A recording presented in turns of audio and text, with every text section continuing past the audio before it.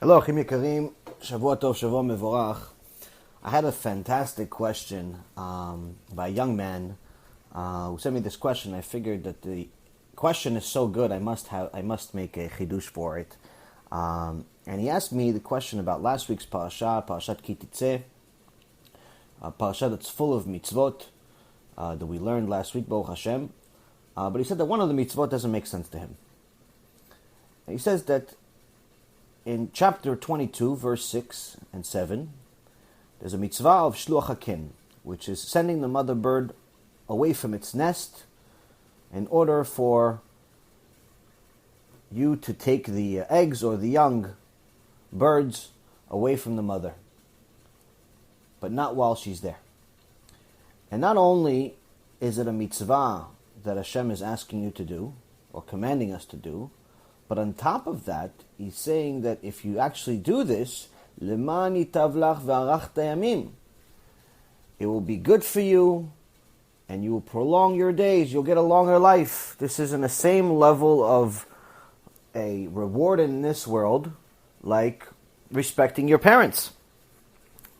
I mean, this on one end, the mitzvah already doesn't make logical sense to a human being to begin with. You know, it's poor little bird has these little eggs, little chicklets over there waiting for their mommy, and you're saying, oh, send her away and take the little eggs. And she comes back, she has no eggs. Or she comes back and all her kids are gone. That already doesn't make sense to us. It sounds like the young man said, rightly so, it sounds like tzar ba'al chaim. Sounds like it's a hurting the animal, which is actually a big sin. You're not allowed to hurt animals. This is also the reason why we're not allowed to neuter dogs. A lot of people neuter their dogs, neuter their cats, and all types of things in order to restrain them from having the ability to reproduce. But this is a major sin in Judaism. It's tzar ba'al chaim. Also, there's a lot of halachot, which we're not going to get into, about animals that people need to know. One very simple one that everyone could follow is if you already have a dog, you have to make sure that if you're going to sit down to eat, you have to make sure that you've already fed the dog first. The dog comes before you. Why? Because he doesn't have the ability to just go and grab food. You do. You have to make sure that they have food. So that's, again, shows us that the Torah is very compassionate towards animals. Hashem created them and obviously cares for them. Obviously, it's not a human being, but nonetheless, he cares for them. So on one hand, he says to us that we have to feed the animals first. We have to make sure that we never harm them and we never hurt them. But on the other end, he's telling us that, hey, this chicken, this bird, do you see in a tree? If you happen to walk in the neighborhood and you see that there is a nest, and you see there's a bird over there, take the eggs after you shoo the bird away. But make sure that the bird has flown away and is not there. So this doesn't make logical sense to us, and let's explain the chidush here. First and foremost, everyone that reads even the first chapter of the Torah understands that the world was created for man. It wasn't created for animals, it was created for man. So even though animals are wonderful beings, they're here to serve man. That we're not here to serve the animals, even though unfortunately many of us have spent countless hours picking up after our dogs and cats and all types of animals. The reality of it is we are supposed to be served by the animals and not necessarily serve them. So that's the first thing we have to understand from the beginning of the Torah. So at the same token, we also have to make sure we treat them fairly. So why is Hashem really giving us this mitzvah? This mitzvah is to remind us that number one, most important thing that we have to understand is that Hashem has a will that's not necessarily logical to us human beings at all times, because we only see the one version of it. We only see the wall that's in front of us. We don't see what's behind it. We don't see on the right side. We don't see on the left side. What we see is just what's in front of us. Hashem sees the entire picture. So just like someone, for example, thinks that Hashem is punishing him by giving him a flat tire, and he has an appointment, and the appointment is to this big client, and this big client is supposed to sign a deal with him for $1 million, and this $1 million is going to change his life. He's going to be able to buy his wife the brand new house that he always promised her. He's going to be able to take the kids to yeshiva, and he's going to be able to donate money, and he's going to be able to do all these wonderful things, but now he has this flat tire, and he's going to miss the appointment, and since this client is a very difficult person, he's going to lose the contract. So the man that doesn't see the full picture is saying, Hashem, you disappoint me, chas v'shalom. Hashem, you're punishing me for no reason. Look how much good I can do. What he doesn't see is that at the speed that he's going right now, even if it's a speed limit or slow or fast, but Hashem sees the full picture. At the speed limit that he's going right now, he's heading in an exact and precise speed to go into an accident, chas v'shalom, because another man that's drunk or not careful or text messaging while they're driving or doing something inappropriate is heading and is not going to see him. And if you're going to continue going and not get the flat tire, you're going to run into that car. And then you're not only not going to make it to that appointment, you're not going to make it home, chas v'shalom. So instead of actually a punishment, Hashem just saved your life. But what would you rather have? The cost of saving your life is this big appointment? Or would you rather have your life? Now, at the same token, you could also explain the second part. And again, these are human explanations that I could explain. No one knows the magnitude of Hashem's genius and perfection. But just to give you an understanding of if we give Hashem kaf zchut, how we can clearly see the picture. Now you could say, okay, fine. I can understand why he gave me a flat tire and I missed an accident. Great. But why did I still lose the client? I still wanted to buy my wife the house. I still wanted to send my kids to a better school and so on and so forth. Why didn't he still, convince this client to stay there? Well, my dear friends, the reason is anyone that's spent enough time in business has also had trouble at some point or another. The more successful you are, the more likely you are to have problems. That's just a reality of life. It doesn't mean you're a bad person. It doesn't mean you're a criminal. It's just a reality of business. People that don't have lawsuits and headaches from business are usually not successful. They're usually just standard employees. They're just regular blue-collar people, which is fine. But if you are a very successful person, the higher you go up, the more people are going to try to bring you down along the way. So you want to sign this $1 million contract? Well, Hashem says, well, you know what? That client that you think is such a wonderful client is a very litigious person. He likes to sue everyone. And if you sign a deal with him, yes, in the beginning you're going to sign $1 million deal and you're going to buy all these wonderful things, but then 6, 8, 9, or 10 months later, he's going to sue you and you're going to have to sell everything you just bought and go into bankruptcy. Because this is not a good client for you. Just be a little more patient. Understand that I am protecting you, and I'll give you a better client soon. So again, this is just another way of giving Hashem kaf zchut. The more kaf zchut we give Hashem, the better. Now, moving on into this bird. What can we possibly learn from this bird, aside from the fact that not all mitzvot are logical? Hashem here is actually giving us a mitzvah to make us sad. Yes, that's what I said. It's a mitzvah to become sad. Why sad? Why does Hashem want us to become sad? Because anybody that still has a neshama, still has a working heart, that thinks about this mitzvah, thinks about a mother leaving her children behind and going away to move on with her life, and you're taking these chickens, you're taking these eggs, and away from their mother, is immediately going to become sad, and that's exactly what Hashem wants you to do. He wants you to become sad because He wants you to think about what He thinks about every day, all day, 24 hours a day, 7 days a week. He wants you to think about how He feels about all of His children that are not writing home anymore. All of His children that are not talking to Him anymore. They're not talking to Him. They're not saying Shema Yisrael. They're not laying tefillin. They're not dressing appropriately to show themselves as kosher Jews that love him, as kosher Gentiles that love him. They're not showing him appreciation. They're not even saying thank you. They don't write. They don't read about him. They don't care about him. And some of them, chas v'shalom, don't even think he exists. He gives them the air that they breathe in their lungs, the eyes that see and capture all the beauties of the world that he created for them, the amazing sounds of music that give them joy in their heart, the money they have in their pocket, and the success that they feel. And yet they use all of that against him. And this makes Hashem sad. This makes Hashem so sad that if he were to cry just one tear, would destroy the world instantly. But Hashem promised us that he won't. Because Hashem is not only compassionate, but he actually has patience.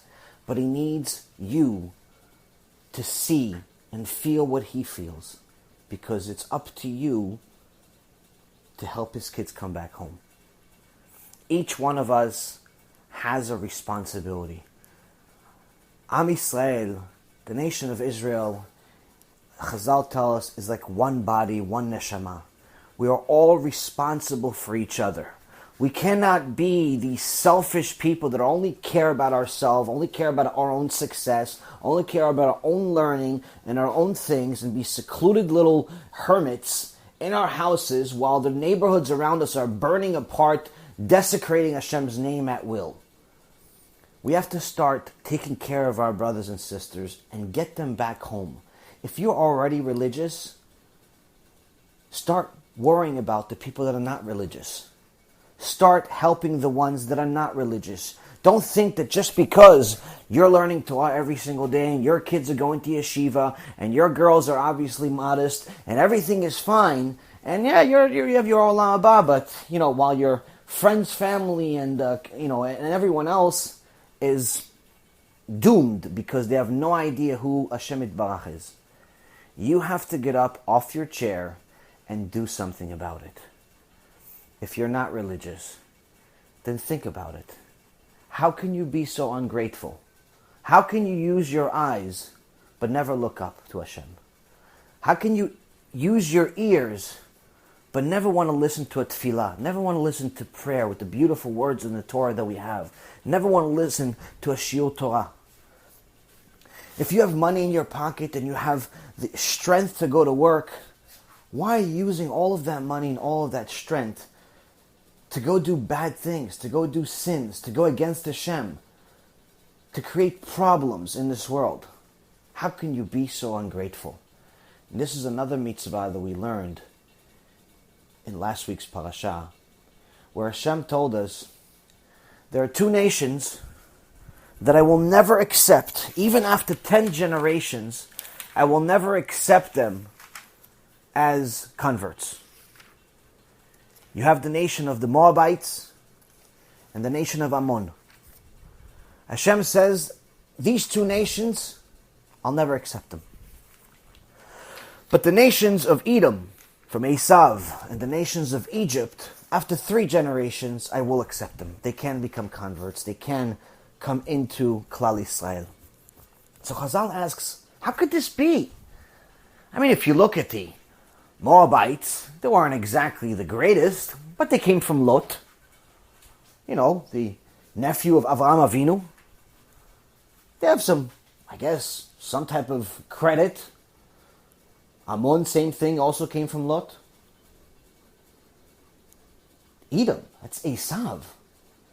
Edom, that's the Romans, that's the Nazis. That's the people that have been destroying us for the last 2,000 years ruthlessly. That's like people like Martin Luther, the Rasha Merusha that burned women alive just because he thought that they were witches. That's Edom. You're telling me that he's welcome to Am Yisrael? And what about the Egyptians? The Rashaim Merushaim, 210 years we were in Egypt, we made the money, we did all these things, and instead of saying thank you, they turned us into slaves, killed our babies. How could this make any sense? How could this make any sense? What Hashem is telling you here about one of the most important character traits that a person can have, and the only character trait that if you don't have it, it's impossible for you to connect to Hashem. Impossible. He's telling you that the nation of Edom has a merit. You are not allowed to reject the Edomites because he's your brother. He's related to you. And even though the Edomites are going to sin later on, they haven't sinned yet. They're still connected to you. The nation of Egypt is even more so. Saying with Egypt, despite the fact that you were slaves, despite the fact that they tortured you, when you first got there, when Yaakov Avinu came there with 70 people, 70 souls, they welcomed you. They gave you food. You were a sojourner there. You were a stranger there. They let you live. They gave you Goshen. You lived. You have to be grateful. But the nation of the Ammonite and the Moabite, them you're not allowed to accept. Them, even if they convert to Judaism, they can never marry a Jewish woman. And the reason why is because the Ammonites, or the Moabites, went against us, and the Ammonites went against us. The Ammonites refused when we came out of Egypt, and we asked them for some food and water, and were willing to buy it. The Ammonites said, no, we're not willing to even sell it to you. Die. The Moabites, which sold us food and water, ended up sinning by hiring Bilam later on to curse Am Yisrael, and then later on send their prostitutes, their women, immodestly to make Am Yisrael sin, and ended up killing 24,000 of the Jewish people. So here Hashem is telling you three major things. First and foremost, if it's a relative, you can't forget him. If it's someone that ever did you a favor, even if it's a small favor, even if it's just he lent you $5 to go buy yourself a coffee, even if he gave you a ride that, you could have gotten a cab, even if he took you to the airport, and even if he gave you a job that you didn't really need because you got a better job just a week later. If he gave you a phone call at a time of need, and if he even just said hello, you have to be grateful. You have to be grateful. Because even our enemies that did us good, we have to be grateful to them too.